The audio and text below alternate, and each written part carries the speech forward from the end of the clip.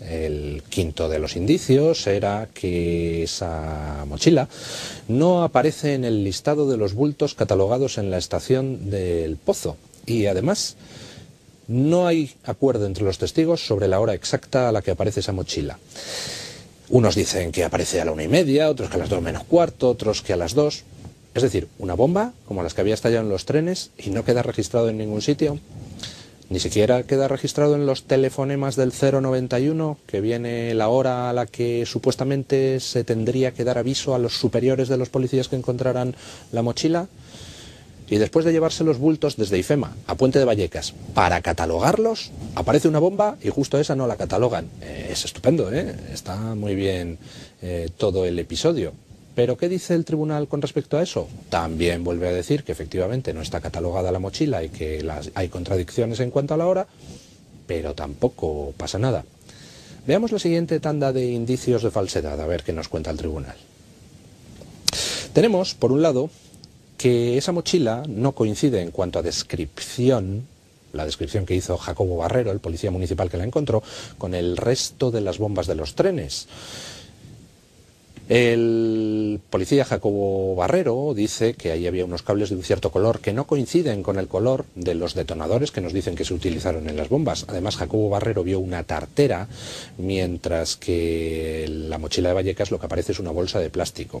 Hay contradicciones también en los propios TEDx que encuentran esa mochila, con dibujos diferentes entregados ambos al juez del Olmo. Dibujos donde cambia el color de los cables, cambia la presencia de metralla. La metralla. No hay metralla, no había clavos y tornillos en los cuerpos de las víctimas del 11M. Sin embargo, en la mochila de Vallecas sí había clavos y tornillos. Tampoco había clavos y tornillos en los trenes. Solo se encontraron 48 clavos o fragmentos de clavo entre 12 focos de explosión. Tendrían que haber aparecido centenares de clavos si las bombas hubieran sido como la de la mochila de Vallecas, que tenía medio kilo de clavos y tornillos. Además, tenemos los testimonios de los TEDx que participaron en la desactivación de un artefacto en Atocha y que dicen que en la mochila desactivada por los TEDx allí en Atocha no había teléfono móvil, a diferencia de la mochila de Vallecas.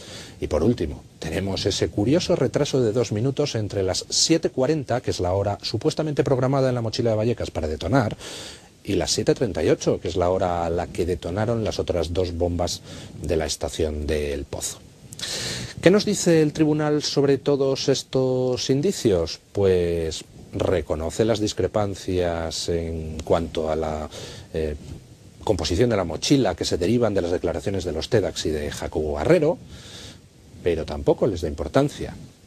Y con respecto a la metralla, pues como a eso es muy difícil no darle importancia, el tribunal simplemente se calla.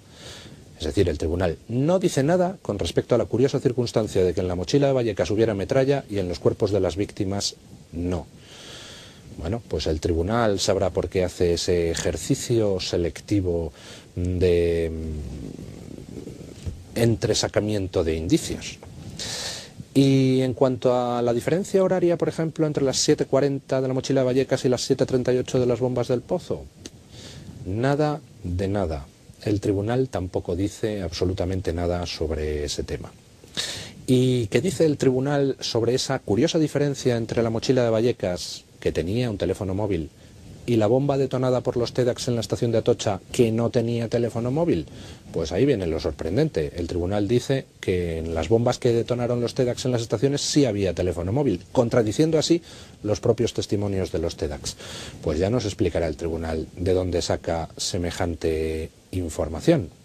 Pero sigamos viendo más indicios, porque hay más cosas curiosas. Tenemos que en esa mochila no había ni huellas dactilares ni rastros de ADN de ninguno de los 116 detenidos del 11M, ni de ninguno de los huidos. Es decir, en esa mochila, todos esos detenidos que van dejando rastros de ADN por todas partes en los sitios más sorprendentes, en esa mochila que se supone que han estado llevando, que han estado componiendo, que han estado fabricando, pues no dejan ninguno. Fíjense ustedes, no dejaron ni siquiera rastros de ADN al amasar el explosivo, lo cual quiere decir que tuvieron que amasarlo con guantes. Pero entonces, si amasaron ese explosivo con guantes, ¿para qué luego el explosivo de la bomba del AVE que se desactivó un par de días antes de Leganés no lo amasaron con guantes? Porque ahí sí que aparecieron rastros de ADN de uno de los suicidas de Leganés. Es muy peculiar, ¿verdad? Pero sigamos con más temas. Tenemos que esa mochila no explotó. Y tardaron muchísimo tiempo, más de 4 meses en explicar por qué no había explotado. Primero nos hablaron de que si estaba programada para las 7:40 de la tarde en lugar de la mañana, o si estaba programada para el día 12 en lugar de para el día 11, luego que no se sabía por qué no había explotado. Al final resulta que los TEDx reconocen que había 2 cables sueltos en la mochila, pero no dan explicación de por qué esa explicación tan simple no se le da al juez del Olmo de manera inmediata, sino pasados 4 meses. Pero además es que esa mochila utilizaba un teléfono que no daba corriente suficiente para el modelo de detonador utilizado, no garantizaba la explosión. ¿Usted, terrorista, utiliza un modelo de teléfono que no le da ni la mitad de la corriente necesaria para garantizar esa explosión? Bueno, pues debían de ser unos terroristas muy peculiares, bastante arriesgaditos.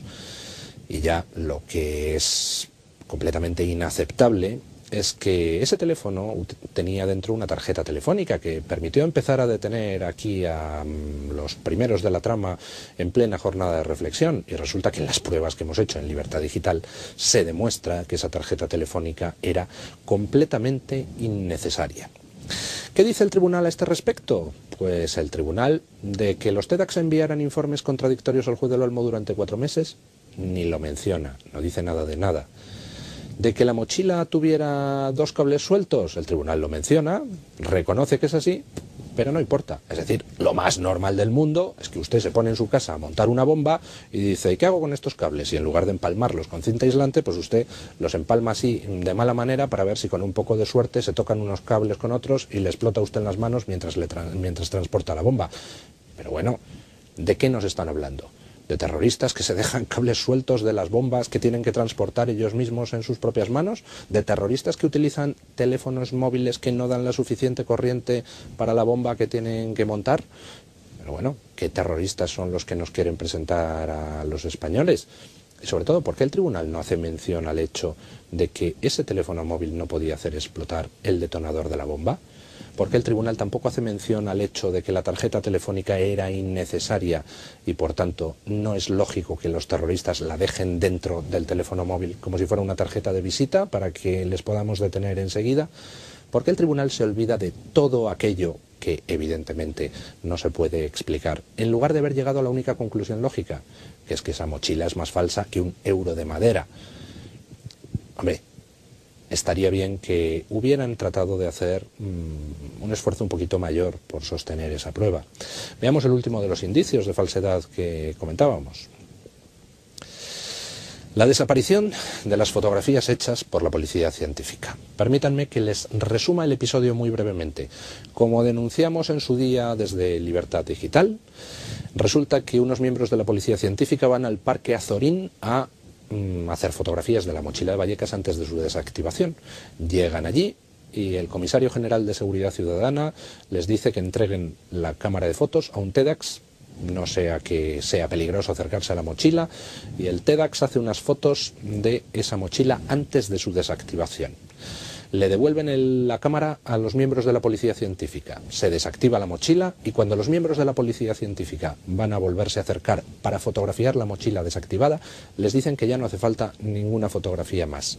Y no solo eso, sino que el comisario general de Seguridad Ciudadana les dice que le entreguen el carrete y se incauta del carrete con las fotografías supuestamente hechas a la mochila antes de la desactivación. ¿Y qué pasa con ese carrete y esas fotografías? Pues que desaparecen y nunca más se volvió a saber de ellos. Escuchemos el testimonio del policía de la policía científica que fue a Parque Azorín. Ese carrete o el revelado del carrete y los negativos de ese carrete, ¿le son entregados a usted o a su brigada en algún momento posterior? No, el carrete desaparece. El carrete desaparece. Es más, no tengo conocimiento del destino del carrete y por las preguntas que he hecho, nunca se han hecho esas fotos. O sea, no. Eso es lo que le iba a preguntar. ¿Usted llega en algún momento determinado a ver las fotos o sabe...? No, jamás he preguntado por ellas, nunca me han dicho que eso no existía. Le han dicho que eso no existía, ¿no? Que no existía el carrete de fotos y no hay fotos.